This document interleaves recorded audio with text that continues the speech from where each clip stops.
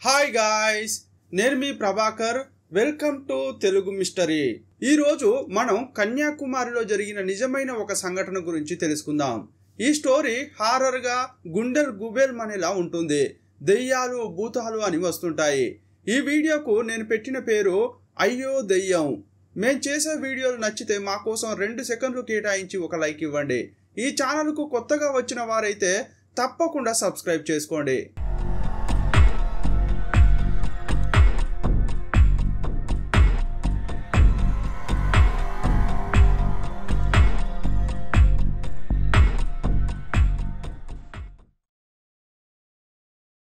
భయంకరమైన ఈ సంఘటన కన్యాకుమారిలో జరిగింది. మణికంఠ అనే వ్యక్తి కాల్ ట్యాక్సీ డ్రైవర్. ఒక కంపెనీకి కారు పెట్టి నడుపుతున్నాడు. డ్యూటీ ముగిసేసరికి చాలా ఆలస్యం అవుతుంది. ఎంత లేట్ అయినా తప్పకుండా ఇంటికి వస్తాడు. అతని భార్య పేరు మమత. మణికంఠ డ్యూటీ చేసేది కల్లకురిచి. అక్కడి నుంచి 12 కిలోమీటర్ల దూరంలోని ఒక గ్రామంలో భార్యతో కలిసి ఉంటున్నాడు. ఎప్పట్లాగే డ్యూటీ ముగించుకుని ఒకరోజు రాత్రి 8 గంటలకు 2 వీలర్లో మణికంఠ వస్తున్నాడు. ట్యాక్సీని కల్లకుర్చిలోనే పెట్టి బైక్ తీసుకుని ఇంటికి వస్తాడు. అలా రావడానికి కారణం ఏంటంటే ఆ ట్యాక్సీ కూడా అతని సొంతం కాదు. రాత్రిపూట బైక్లో ఇంటికి వచ్చి చూస్తే భార్యకు జ్వరం వచ్చింది. శరీరాన్ని ముట్టుకుంటే కాలిపోతోంది. అదే తగ్గుతుందిలేండి అని భార్య చెప్పడంతో సరే అని పడుకున్నాడు. కానీ కాసేపు అయ్యాక అతని భార్యకు జ్వరం ఎక్కువైంది. విపరీతంగా వాంతులు చేసుకుంటోంది. ఆలస్యం చేయకుండా రాత్రి 10 గంటల ప్రాంతంలో కల్లకురిచిలోని ఒక ప్రైవేట్ ఆసుపత్రికి తీసుకువెళ్లాడు. మమతకు ఇంజెక్షన్ వేసి మందులు ఇచ్చారు. కాస్త కుదుట పడడంతో రాత్రి 11 గంటలకు కల్లకురిచి నుంచి గ్రామానికి బయలుదేరారు. 12 కిలోమీటర్ల దూరంలో చిన్న చిన్న గ్రామాలు వస్తుంటాయి. రాత్రిపూట ఇద్దరు బైక్ పై వస్తున్నారు. ఆ రోజు పౌర్ణమి. చంద్రుని వెలుగులో రోడ్డు బాగా కనిపిస్తోంది. పౌర్ణం అంటే బాగా వెలుతురు ఉంటుంది కదా, అందువల్ల రోడ్డు పక్కన ఉన్న చెట్లకు ఉండే పూలు అందంగా కనిపిస్తున్నాయి. అప్పుడు బైక్ యొక్క లైట్ పడి ఒక చోట ఏదో తలుపుకునే మెరిసింది. దాన్ని మమత కనిపెట్టింది. కాస్త ఆగండి అని భర్తకు చెప్పడంతో బైక్ ఆపాడు. మెరిసిన వస్తువును తీసుకోవడం కోసం మమత వెళ్ళింది. ఆ వస్తువు ఏంటంటే వెండి గొలుసు. సగం తెగిపోయి ఉంది. దాన్ని తీసుకుని ఆమె సంచిలో పెట్టుకుంది. గొలుసు దొరికిందే అని చాలా సంతోషపడుతోంది. ఎప్పుడైనా కాళ్లకు గొలుసులు చేయించుకున్నప్పుడు దీన్ని అందులో కలుపుకుందామని అనుకుంది. ఆ గొలుసు తీసుకున్న తర్వాత 2 వీలర్లో ఎక్కి కూర్చుంది. అప్పుడు సమయం 11:30 దాటింది. ఆ రోడ్డులో ఎవరూ కనిపించట్లేదు. ఈ భార్యాభర్తలు మాత్రమే రోడ్డుపై వెళ్తున్నారు. గొలుసు దొరికిన ప్రాంతం నుంచి కాస్త దూరం వెళ్ళగానే 29 ఏళ్ల లేడీ 5 ఏళ్ల పాప రోడ్డు పక్కన నడుచుకుంటూ వెళ్తుండడం చూశారు. వారిని చూడగానే ఈ టైంలో ఈ పాపను తీసుకుని ఈమె ఎక్కడికి వెళ్తోంది అని అనుకున్నారు.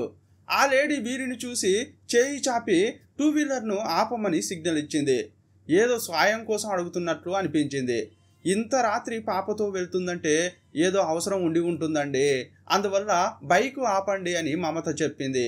కావాలంటే ఈ బైకులో అడ్జస్ట్ చేసుకుని కాస్త దూరం తీసుకెళ్లి ఇంట్లో దింపేద్దామని అంది. వీరు బండి ఆపగానే ఆ లేడీ దగ్గరకు వచ్చి దీర్ఘాలు తీస్తూ ఏడుస్తోంది. ఏమైందమ్మా అని అడుగుతుంటే ఇంకా గట్టిగా ఏడుస్తోందే తప్ప సమాధానం ఇవ్వట్లేదు. ఇదే టైంలో అమ్మను గట్టిగా పట్టుకుని ఆ 5 ఏళ్ల పాప కూడా ఏడుస్తోంది. మీకేమన్నా కావాలా అంటే నీళ్లు ఇవ్వండి, నాకు నా కూతురుకు చాలా దాహంగా ఉంది అని ఆ తల్లి చెప్పింది. ఆ టైంలోనే వీరిద్దరి దగ్గర నీళ్లు లేవమ్మా అంటుంటే అయ్యో మాకు చాలా దాహంగా ఉందని మళ్ళీ ఏడుస్తున్నారు. మీది ఏ ఊరు, ఎక్కడి నుంచి వస్తున్నారని అడుగుతుంటే మా ఊరు పక్కనే ఉందని చెబుతున్నారే తప్ప ఇంకా వేరే వివరాలు ఏవి చెప్పట్లేదు. మీ ఇల్లు ఎక్కడో చెప్పండి దింపుతామన్నా కూడా చప్పుడు చేయట్లేదు. అందువల్ల వీరు బైక్ తీసుకుని ఊరికి బయలుదేరారు. వచ్చే దారిలోనూ ఆ తల్లి కూతుళ్ళ గురించే ఈ భార్యాభర్తలు మాట్లాడుకుంటున్నారు. ఈ అర్ధరాత్రి పూట చిన్న పాపను తీసుకుని ఆ తల్లి ఎందుకు బయటకు వచ్చింది, అంతగా ఏం అవసరం ఉంటుంది అని మమత అంది. ఇంట్లో ఏదైనా గొడవ జరిగిందేమో, అందువల్ల కోపంగా బయటకు వచ్చిందేమో అని మణికంఠ అన్నాడు. ఇలా మాట్లాడుకుంటూ ఇంటికి వచ్చారు. చాలా టైర్డ్గా ఉండడం వల్ల ఇద్దరు బాగా నిద్రపోయారు. ఉదయం లేవగానే భార్యకు జ్వరం ఉందా అని చెక్ చేశాడు. చాలా వరకు తగ్గింది, కానీ నీరసంగా ఉంది. వంట చేసుకోలేను, ఈరోజు లీవ్ పెట్టి ఇంట్లోనే ఉండండి అని భార్య చెప్పింది. అయితే ఆఫీస్కు వెళ్ళి బండికి ఇచ్చి సెలవు అడిగి వస్తానని మణికంఠ బైక్ పై బయలుదేరాడు. ఇంటి నుంచి 6 కిలోమీటర్లు వెళ్ళిన తర్వాత చిన్న గ్రామం వచ్చింది. అక్కడున్న గోడలపై అశ్రు నివాలి అని చాలా పోస్టర్లు అతికించి ఉన్నాయి. బైకును తోలుతూనే అనుకోకుండా ఆ పోస్టర్లను మణికంఠ చూశాడు. వాటిని చూసిన తర్వాత అదిరిపడ్డాడు. మరోసారి కళ్ళు నులుముకుని పోస్టర్లలో ఉన్న ముఖాలను తీక్షణంగా చూశాడు. రాత్రి తాను చూసిన తల్లి కూతుళ్ళ ఫోటోలు పెట్టి అకాల మరణం అని రాసి ఉంది. డేటు చూస్తే నిన్న చనిపోయినట్లు ఉంది. అప్పుడు మణికంఠ ఏమనుకున్నాడంటే, అయ్యో నిన్న ఎంత తప్పు చేశానే, వారిని బండిపై ఎక్కించుకుని తీసుకెళ్తే బాగుండేది, అనవసరంగా వదిలేశాము.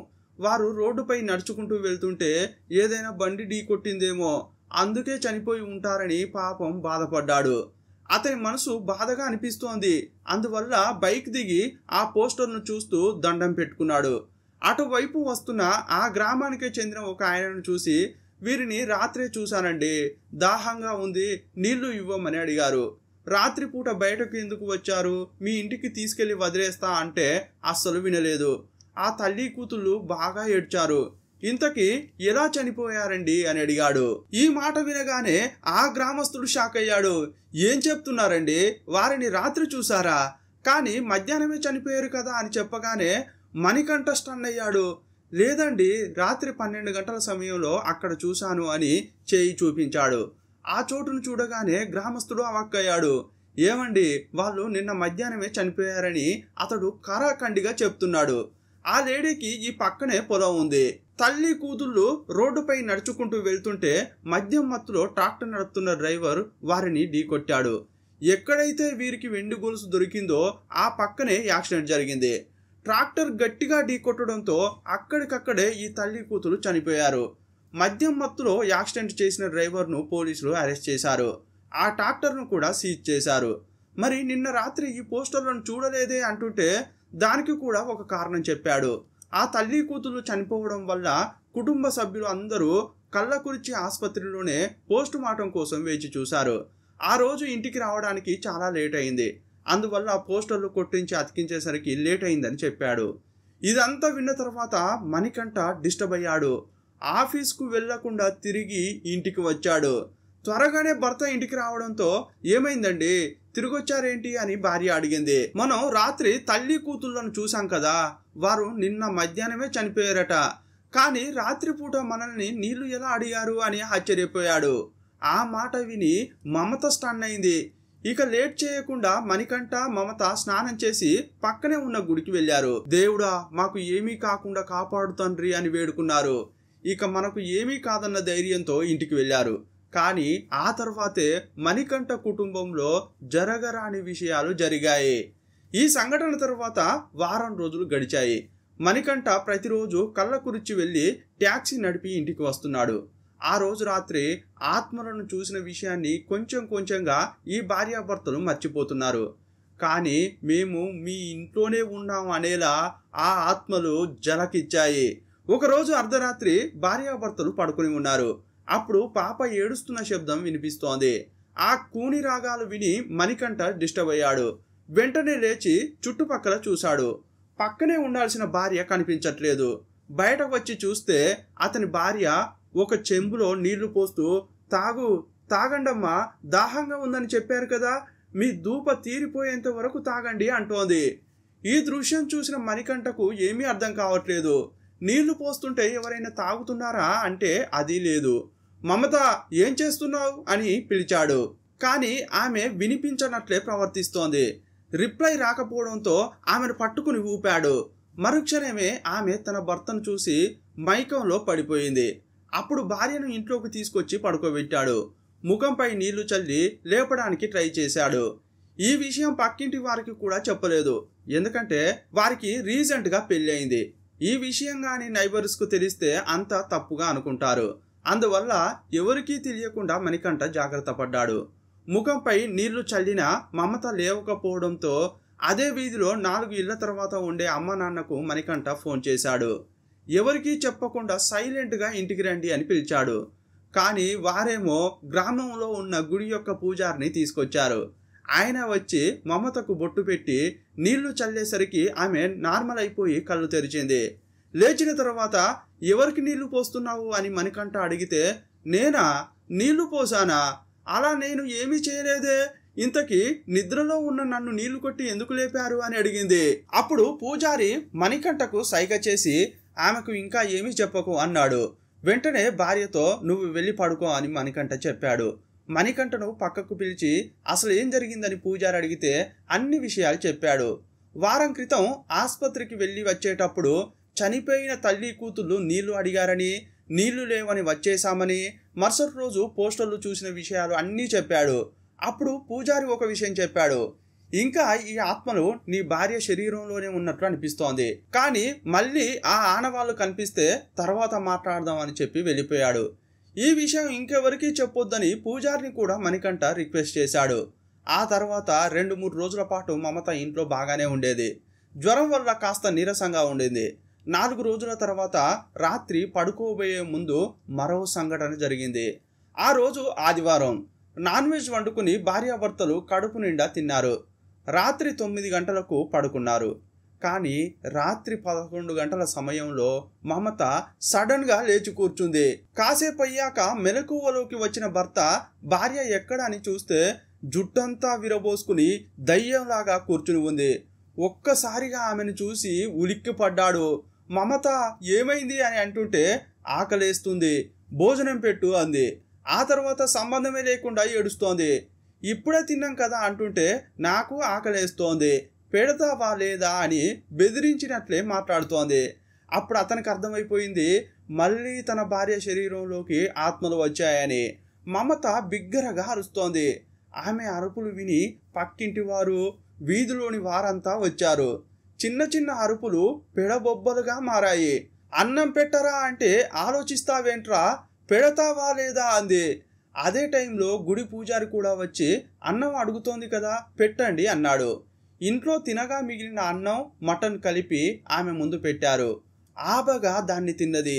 ఒకే నిమిషంలో ప్లేటు మొత్తం ఖాళీ చేసింది. గంట క్రితమే కడుపు నిండా తిన్న మమత మళ్ళీ తిన్నది.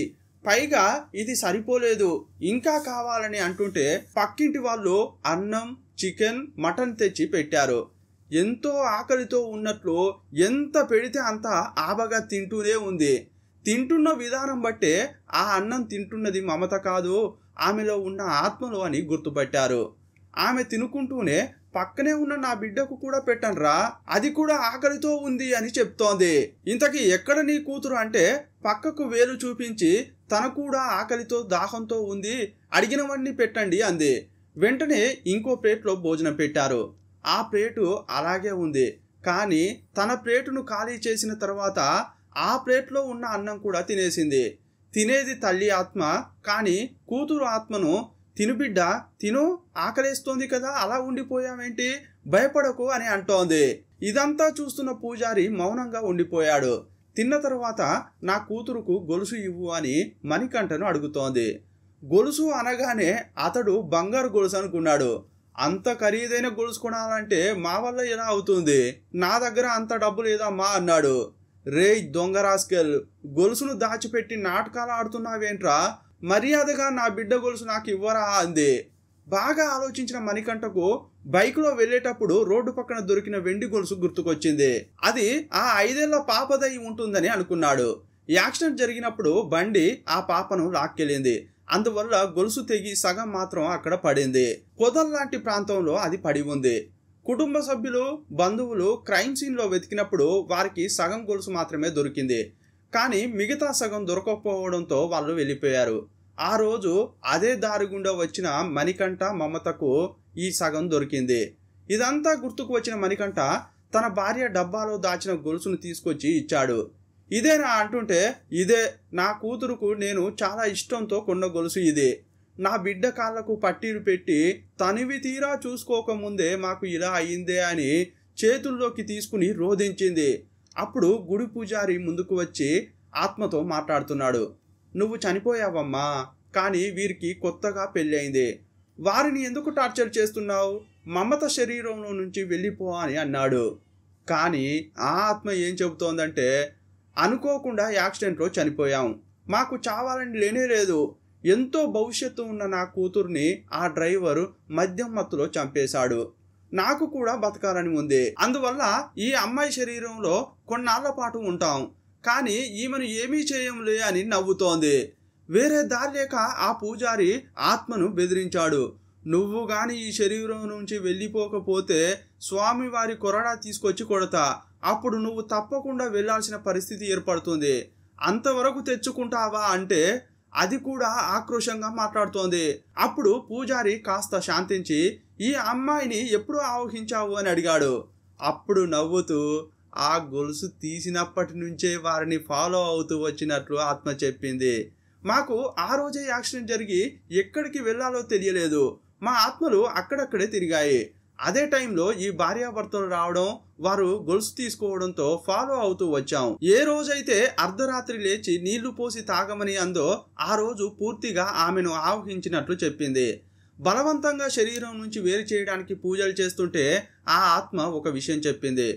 ఎలాంటి ఇబ్బంది పెట్టకుండా ఈ అమ్మాయి శరీరంలో కొన్నాళ్ళు ఉందామని అనుకున్నా, కానీ మీరు ఒప్పుకోవట్లేదు కాబట్టి ఈమెను చంపే తీరతా అని ఆత్మ ఆక్రోశించింది. ప్రాణాలతో ఉన్నప్పుడు మనుషులు శాంతంగా ఉంటారట, కానీ ఆత్మగా మారిన తర్వాత కోపం ఎక్కువగా ఉంటుందని పూజారి చెప్పాడు. 15 రోజుల్లో అంటే కోపం చల్లారక ముందే వారితో పాటు ఇంకెవరినైనా తీసుకెళ్లాలని అనుకుంటాయట. వెంటనే మమత చేతిలో ఉన్న గొలుసును పూజారి తీసుకున్నాడు. ఇది నా దగ్గరే ఉండనివ్వండి. 18 రోజుల పాటు గుడిలో ఉండి ఈ భార్యాభర్తలు దీపం వెలిగించాలి. ఈ 18 రోజుల పాటు గుడిలోనే ఉంటే మమత శరీరంలోకి ఆత్మ రాకుండా ఉంటుందని చెప్పాడు. ఆ వెండి గొలుసును తీసుకెళ్లి గుడిలో పెట్టాడు. అతనితో పాటే మమత, మణికంఠ వెళ్లి గుడిలో స్టే చేశారు. 18 రోజుల పాటు గుడి నుంచి బయటకు రాకుండా మమతతో పూజలు చేయించారు. దేవునికి దీపం పెట్టించారు. 18 రోజుల తర్వాత భార్యాభర్తల చేతులకు పూజారి తాయెత్తు కట్టాడు. ఇకపై ఇంటికి వెళ్ళొచ్చన్న పూజారి ఒక ముఖ్యమైన విషయం చెప్పాడు. ఇకపై నీ భార్య శరీరంలోకి ఆత్మ రాదు. అయినా కూడా మీరు ఒక పని చేయండి. ఈ గొలుసును తీసుకెళ్లి తల్లి కూతుళ్లను పాతిపెట్టిన సమాధిపై పెట్టండి. నాన్ వెజ్తో వంటలు తయారు చేసి సమర్పించండి. దాహం దాహం అన్నారు కాబట్టి 2 బాటిళ్లలో నీళ్లను పెట్టండి. ఇకపై మిమ్మల్ని ఇబ్బంది పెట్టొద్దు, మేము తట్టుకోలేకపోతున్నామని వేడుకోండి. అలా చేస్తే ఆత్మలు ఇక మీ వెంట పడవని పూజారి చెప్పాడు. ఆయన చెప్పినట్లుగానే ఆ గ్రామంలోని సమాధి దగ్గరకు వెళ్లారు. అక్కడ తల్లి కూతుళ్లను పక్క పక్కనే పాతిపెట్టారు. ఈ పాప సమాధిపై గొలుసును పెట్టారు. ఇంటి నుంచి తీసుకెళ్లిన నాన్ వెజ్ ఐటమ్స్ ను సమర్పించారు. 2 వాటర్ బాటిళ్లను ఓపెన్ చేసి శాఖ పోశారు. ఇదంతా చేసిన తర్వాత మమత శరీరంలోకి మళ్ళీ ఆత్మ రాలేదట. ఈ సంఘటన గురించి కన్యాకుమారిలో అంతా కథలుగా చెప్పుకుంటుంటారు. పూటుగా తాగి మద్యం మత్తులో ట్రాక్టర్ తోలిన డ్రైవర్ నిర్వాకం వల్ల చాలా ఏళ్లు బతకాల్సిన తల్లి కూతుళ్ళు సడన్ గా చనిపోయారు. వారి సంతోషాలు, కలలు, కోరికలు అన్నీ ఒక్కసారిగా బద్దలయ్యాయి. అందువల్లే మనశ్శాంతిగా ఈ లోకాన్ని వదిలి వెళ్ళలేకపోయారు. మద్యం తాగిన వాడు బాగానే ఉన్నాడు, కానీ అన్యాయంగా తల్లి కూతుళ్ళు కన్ను మూశారు. ఈ వీడియోపై మీ అభిప్రాయం ఏంటో కామెంట్ బాక్స్లో రాయండి. మరో వీడియోలో మళ్ళీ కలుసుకుందాం. అప్పటి వరకు బాయ్ బాయ్.